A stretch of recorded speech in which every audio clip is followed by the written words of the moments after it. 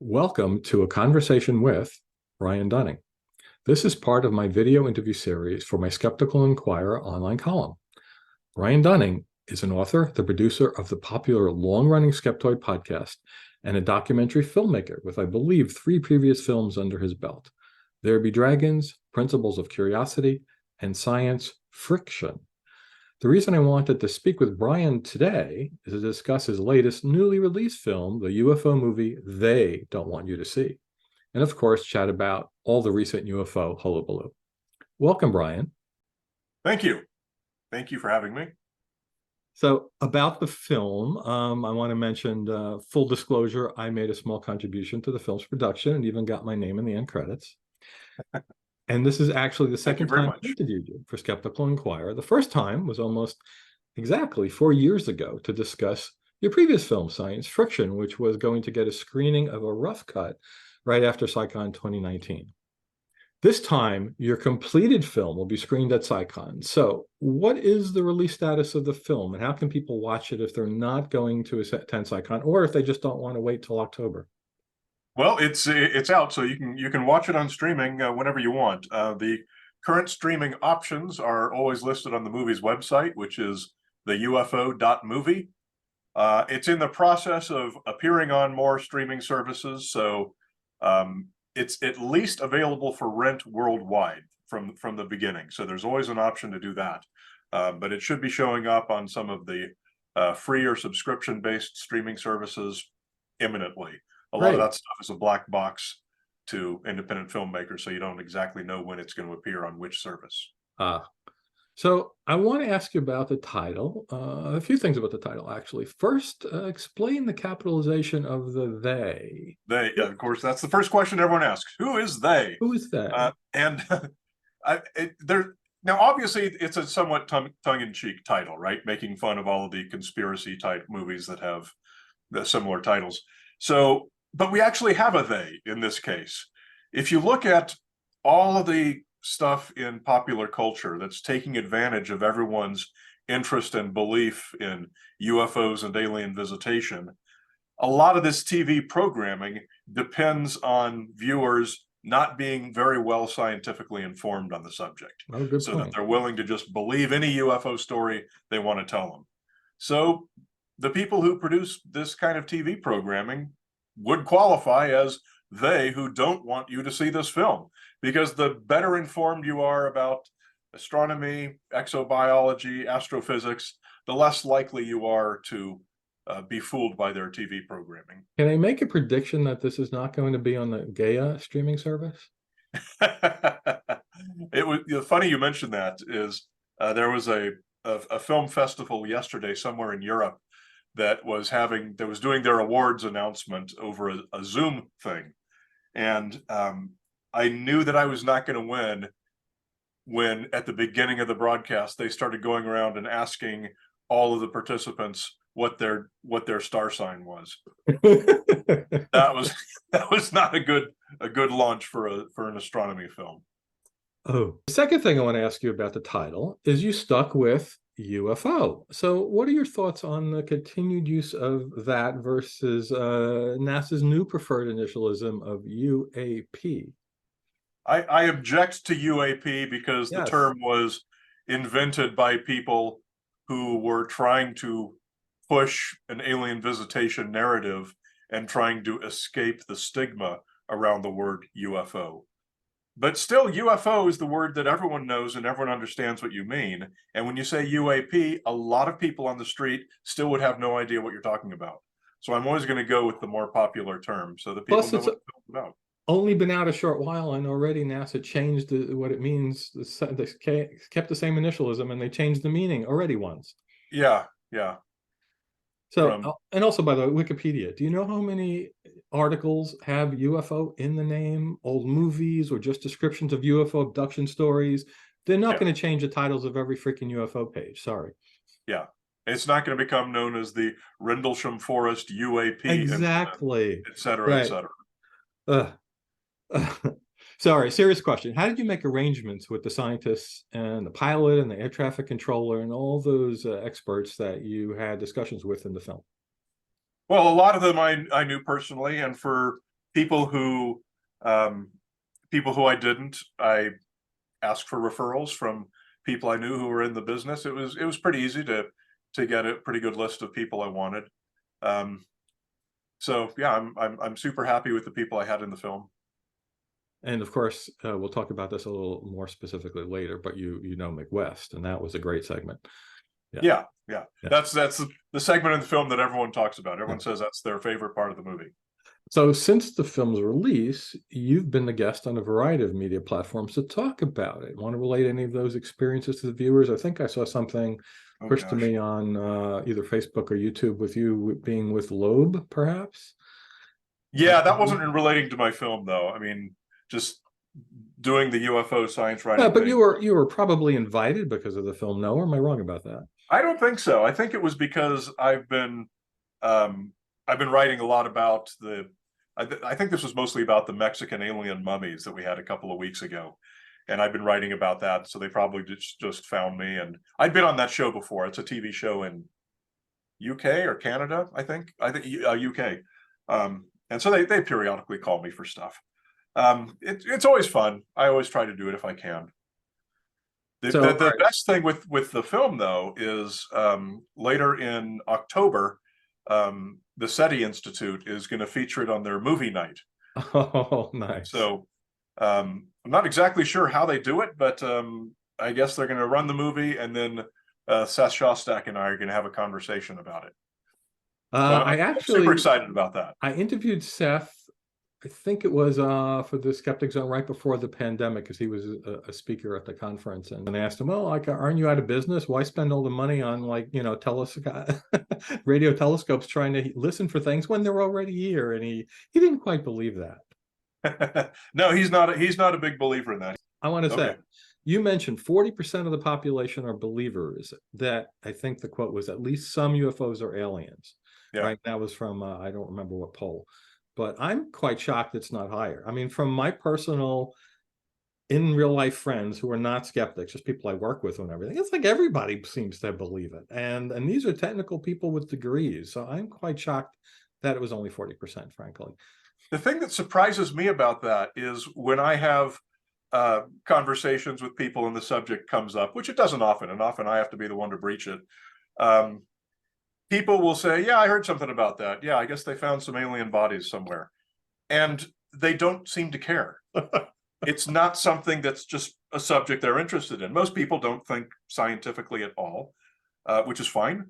And even when they have a belief that some alien spaceship or alien bodies are on Earth and visiting us, it doesn't seem to faze them. They just don't care. It's not something they're interested in.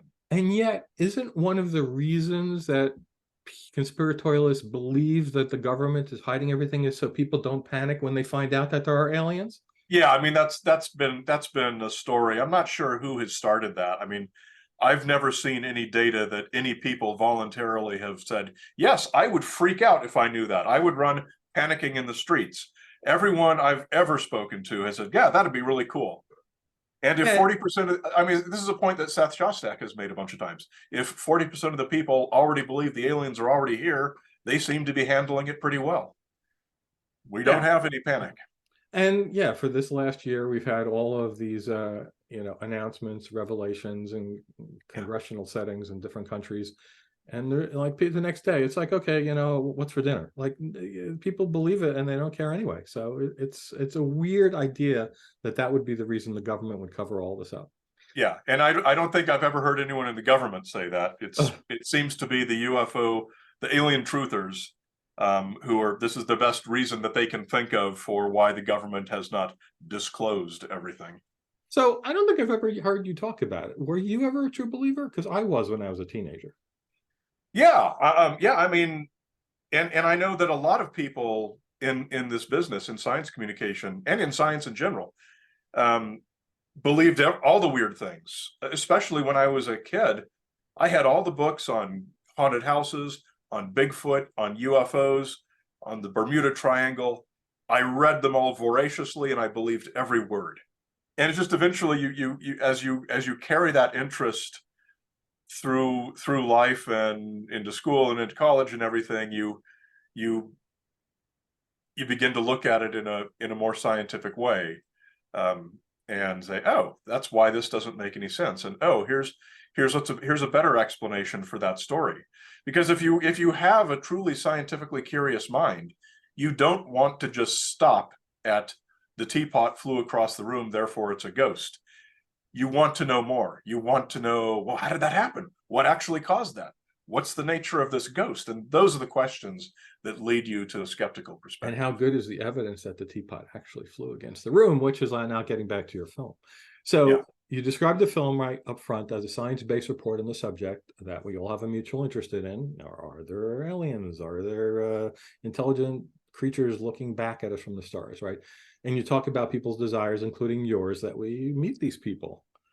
Then you examine scientifically if they could reach us. And then the segments that explore this are, if I wrote this down in order, would they be interested in us?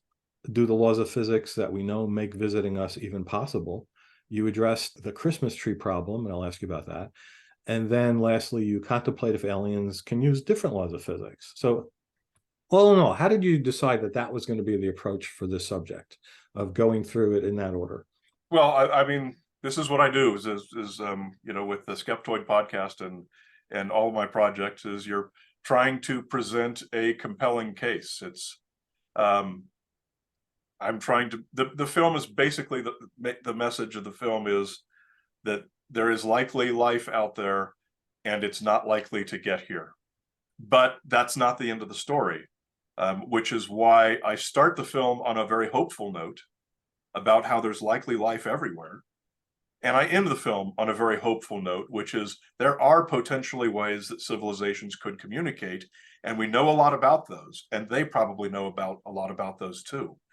And that's basically radio communication, which is likely to happen much sooner than sending unmanned probes or even crewed spacecraft. So it's building a compelling case. You start, and it's journalism, you know, here's what you're going to tell them, and then tell them what you told them. So starting and ending on the hopeful notes, laying out the problems, and here's how we solve the problems. That's basically an outline for the film. And I think that was a good approach, because I know you want believers to watch this and not shut it off as soon as it starts. So starting out with the give me that, okay, there's many civilizations out there, at least you're not saying, oh, no, I don't even think that's true. Assuming that's the case, I'm going to give you that. Let's examine from all of it, what else we know, you know, the probability that they could actually be visiting us. And yeah, going to the Christmas tree problem. Did you come up with that name? Yeah, that was in my podcast on this subject from, I think, 2010. So that's I've been urging the Christmas tree problem for a while now. Yeah, I probably heard that one, and the name didn't register with me, but this time it definitely did, especially because you had the graphic of the lights going off and on the Christmas tree. Showing a Christmas tree, that helps. So explain what that is. So everyone's familiar with the distance problem, right? We can't travel faster than light, and civilizations are likely to be many hundreds and thousands of light years apart. And you talk about that before you get to the Christmas tree problem in the documentary. You talk about the laws of physics that make that problematic for anyone ever to visit us. And you have to deal with the objections that my target audience is making, which is, oh, aliens are smarter than us, therefore the laws of physics don't apply to them. Another problem that a lot of people aren't familiar with is the time problem. It's civilizations, and I'm speaking hypothetically, hypothetical civilizations that may be out there to some degree of unknown probability. These civilizations are going to be scattered not only in space, but also in time. The universe is 14 billion years old. The Earth is 4.5 billion years old. And we've been a technological civilization for 100 years. Okay, we're not even a dot on the timeline. And you got to figure that all of the civilizations are going to be dots on the timeline. Some of them will be line segments. Some technological civilizations might last for 1,000 years, 10,000 years, 1,000,000 years. Who knows? Most of them probably not, because what's going to happen to the Earth? We're going to have a war, a pandemic, an asteroid strike, a gamma ray burst. There's so many different things that can kill a civilization. And over the span of millions of years, one of those is likely to happen. So we assume that technological civilizations have limited lifespans.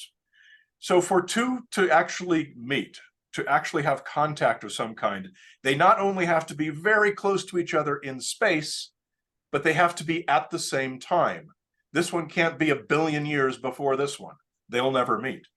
So when we describe it as the Christmas tree problem, we're imagining a Christmas tree full of strings of blinking lights.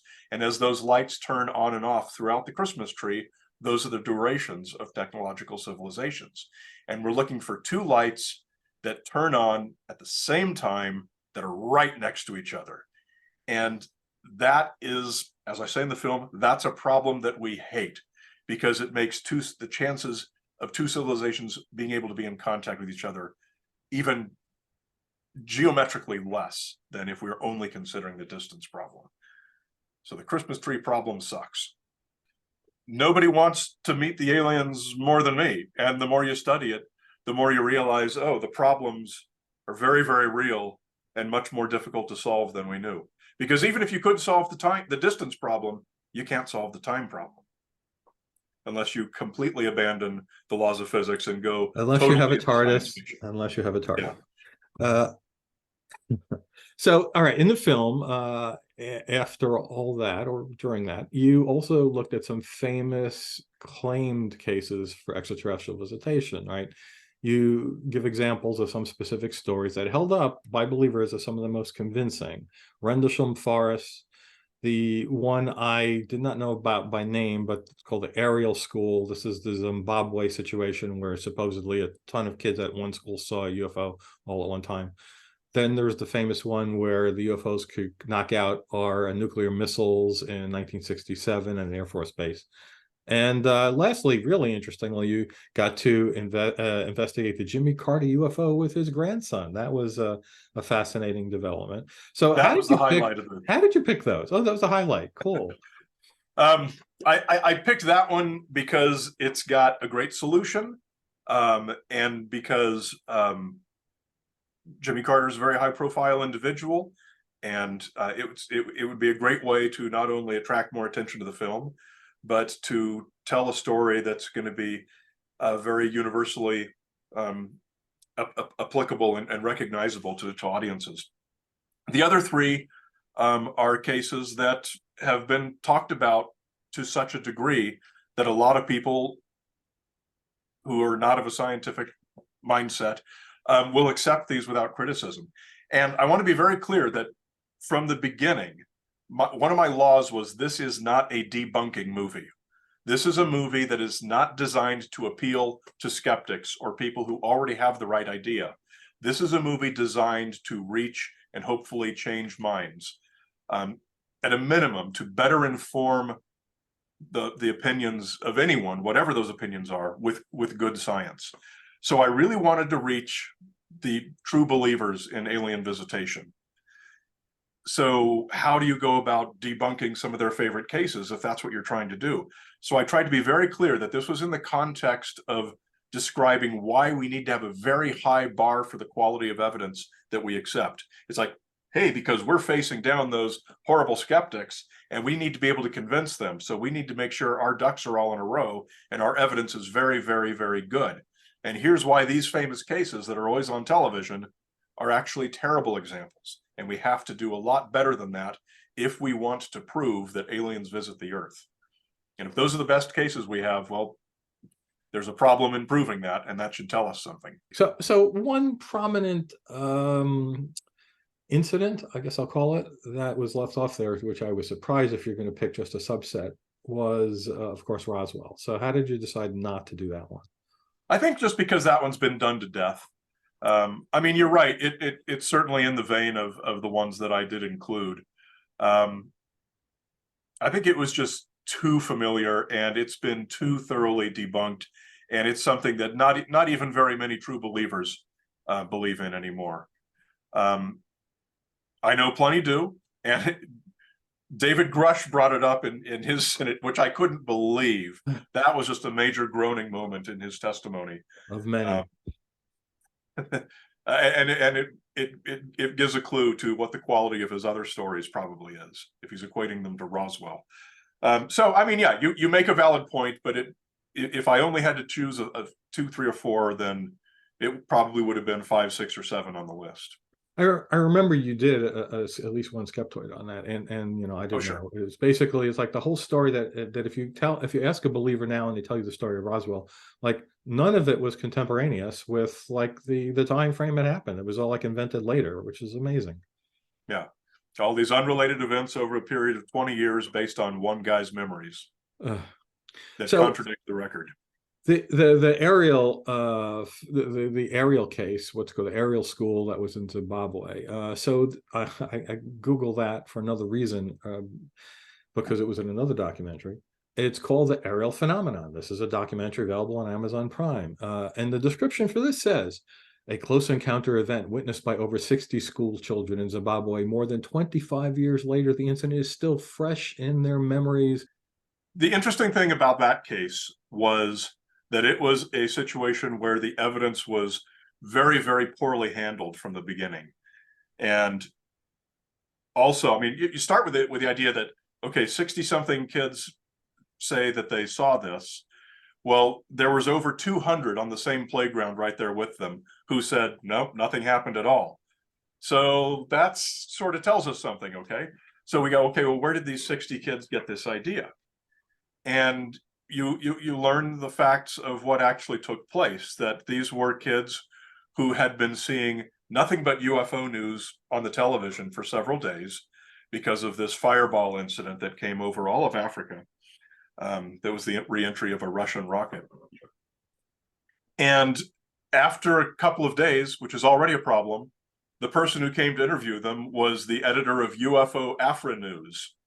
And she, perhaps not being well versed in police interrogation techniques to try and collect the best quality of witness testimony that you can, she put them in groups of 3 or 4 and interviewed them in these groups in front of all the other children.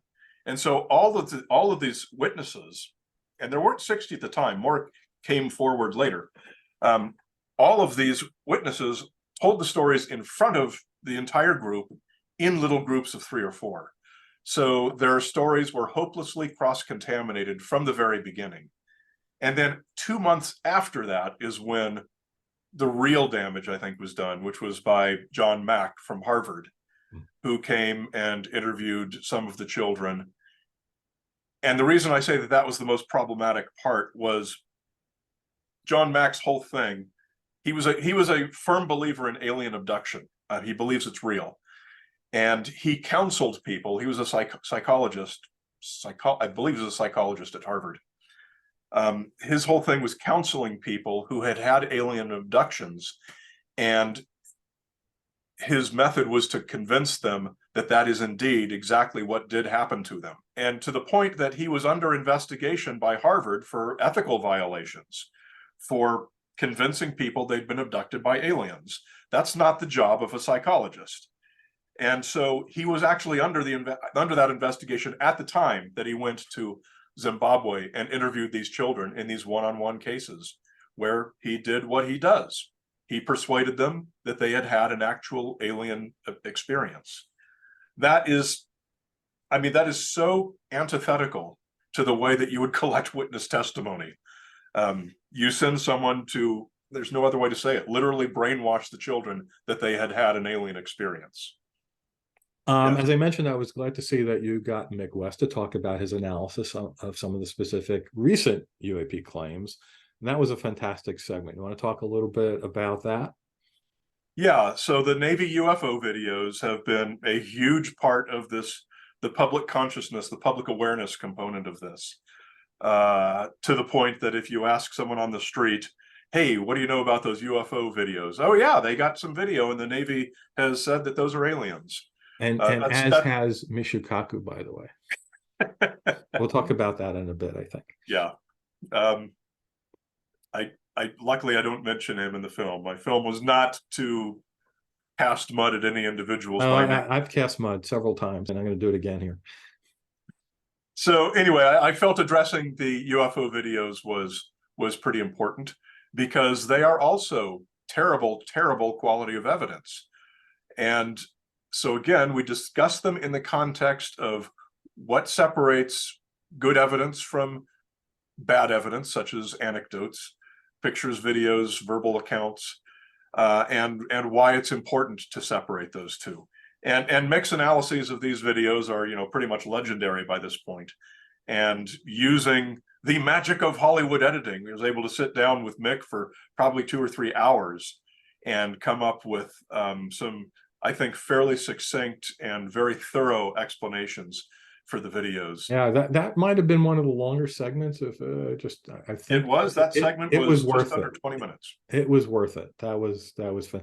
I've watched Mick's reports. I've seen not all but many of his videos. I've seen him give interviews on the subject. I actually interviewed him, but I think your editing of what you were talking about there was very clear and concise. It was fantastic. Thank you. I've actually heard that a number of times. I've heard people say, hey, now I finally understand what Mick was talking about, which Mick does a great job on his own. Don't get me wrong. But I was pleased to be able to participate in putting them together into a good storytelling format. And I also appreciate you having the pilot and an air traffic controller, because I've never seen anybody in either of those fields talk about this from their perspective on the other side. I've seen pushback on Mick West's videos and YouTube comments. You want me to believe Mick West instead of an actual trained fighter pilot or air traffic control people? One of the main things we were trying to address in those segments as well was this belief that pilots are trained observers. This phrase, I don't know where it came from. Yeah. But the ufologists just trumpet it and repeat it endlessly. And so we asked all these people, what does it mean when we say pilots are trained observers? Nothing I know of. There's no observation training in pilot training. And the funny thing is, since the movie's come out, I've heard from two, one former and one current fighter pilot trainer. And they couldn't be in the movie if they're anyone who's active duty basically cannot speak in a movie. So you don't have that opportunity. And when I was shooting the film, I did try to find an actual F-18 pilot trainer, and I couldn't, but I've heard from two since the film came out. But they all said, yep, that's exactly right. There is not one instant of observation training. And I take people from having single engine experience all the way to ready to go into combat in an F-18. I think there needs to be. Otherwise, that's not their job. They're up there to fly a plane. Yeah, but especially now that they've been asked to report anything that looks unusual. If you don't give these people any training in that subject at all, everything is going to look unusual, and now they're going to report it.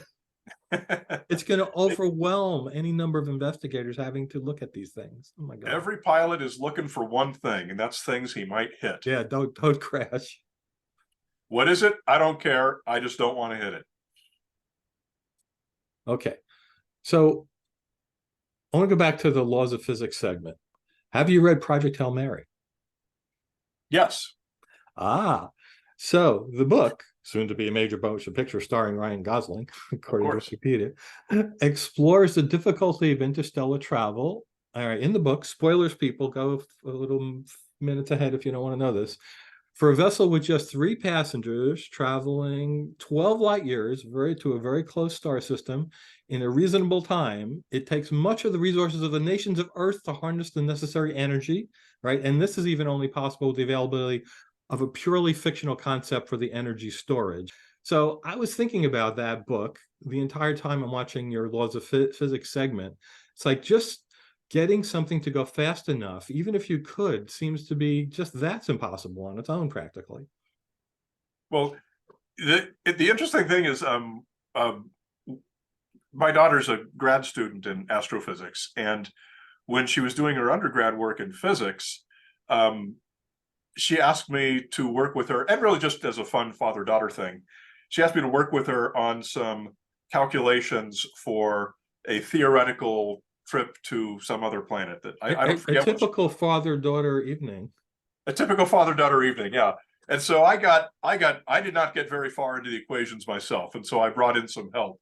And now I'm not a physicist. I know there are some physicists watching this. I apologize in advance for everything I'm about to say. But if you build a spaceship, a rocket or whatever, and you can get it to accelerate at 1 g, you can feel 1 g, And you can look at your instruments and you can say, yes, I'm accelerating at 1G. And I've been doing that for 3 days, for a week, for a month. It doesn't take you very long at all to get to what would be the speed of light. It's a few days. I don't remember exactly what it is, but it's not all that long. And so that's an interesting thing. If you can sit there in the spaceship, you can do those time, speed, distance calculations. Now, of course, this only includes classical physics. It's only when you start bringing special relativity into the equation that you start running into problems and you realize, oh, it's not really going to work the way that I think it is. You know, they say that as you approach the speed of light, you get flatter and more massive. And that last part is the problem, the more massive. You're approaching essentially, if I recall, like infinity in mass as you approach the speed of light. So therefore you need more and more energy to keep accelerating.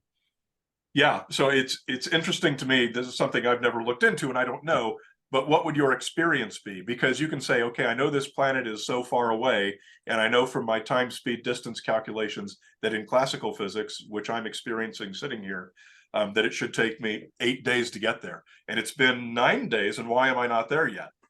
And I don't know what you see when you look out the window, and please don't tell me because I'm busy with other things. But it's fascinating stuff. So in the film, you include a discussion of the congressional hearings of 2022, but I presume production was complete before the hearings happened this year, right? Yeah. And those hearings included, I don't know if you heard, eyewitness testimony of encounters and a whistleblower claiming of crashed alien technology and non-human biologics being in possession of not only the US, but other governments, a giant ship bigger than a football field under a building. And also there was the Peruvian mummies reported to the Congress of Mexico. And just this week, I sent it to you this morning, there is a report that King Charles once flew a UFO. So does any of that, do you wish you had waited to release the film to get all of that important information in there? Does any of that change your mind? No. And there's lots of ways to answer that question. There's never going to be a time when there's no new news expected. And so you can't ever just say, I got to hold the movie because I'm sure some news is going to come out next month and then 6 months from now. And I want to get all of that in there too. Another way to answer it is there was nothing interesting that came out of any of those hearings. The NASA report says there's nothing interesting. The David Grusch testimony whistleblower hearing was 3 ufologists telling stories that we've been hearing for years. There was not a single new story told in that hearing. So there was actual Peruvian mummies were shown. The Peruvian mummies, yeah, but the same guy showed the same mummies in 2015, 2017, 2018. There is nothing new there either. And those are such horrible cases. What do you say about the King of England when he was Prince flying a UFO? It's on television. Yeah, and the article that I was looking at, it said it was an Avro car UFO type vehicle. The headline was clickbait, but it did say that that was constructed from crashed UFO technology. Yeah, I mean, what can you do? A ridiculous story like that is going to come out every single day, if not multiple every day. So yeah, I certainly don't think that any one new goofy UFO story coming out impacts the content of my film in any way. Keep in mind, my film is teaching astronomy using the public interest in UFOs as a springboard. 1 or 2 new UFO stories don't change astronomy. They don't change astrophysics. They don't change exobiology. They don't change what we know on those topics. So they're really not relevant. Okay, so let's talk about Michio. So for people who don't know, I'll give a brief intro. Celebrity theoretical physicist Michio Kaku has been all over TV and print media on UFO subjects since the release of the Navy UFO videos. And here's a quote that was published in some news media. Well, this is from Michio Kaku. Well, first of all, I think there's been a game changer. In the old days, the burden of proof was on true believers to prove that what they saw last night was a flying saucer of some sort. Now, the burden of proof has shifted. Now it's the military. The military has to prove that these are not extraterrestrial objects. What what's going through his head? How is that possible? I mean, it's been pretty clear that for a long time, Michio Kaku has just been, what do you want me to say, and where's my paycheck? That's been his involvement with most of the TV programming he's been on over the past 20 years. He's not representing a scientific perspective. He's representing a television sensationalist perspective. And so I'm going to tend to dismiss anything the guy has to say, because he's not speaking scientifically. He's speaking as an entertainer. And when he says that particular quote, I mean, that's just straight up wrong. Flipping the burden of proof. That's just straight up false. I don't understand how someone who's trained in the sciences could say that and believe it. So maybe you're right. But I can't believe no one in his profession, Tyson maybe, has challenged him on this. I don't understand it. I'm not on television that I've seen, but certainly in social media and articles and things like that and blogs, he gets plenty of pushback. Okay, and like skipping to the end of your film, you opine that we should keep broadcasting and keep listening. Regarding the broadcasting part, you're clearly not concerned that anyone's coming here might have bad intentions, Twilight Zone to serve man. It's a cookbook. In 2010, Stephen Hawking wrote that contact with extraterrestrials should be avoided. I'm going to quote him. If aliens visit us, the outcome would be much as when Columbus landed in America, which didn't turn out well for the natives. Why do you think that he was off base, Brian? Well, a lot of people thought he was off base with that, if you recall.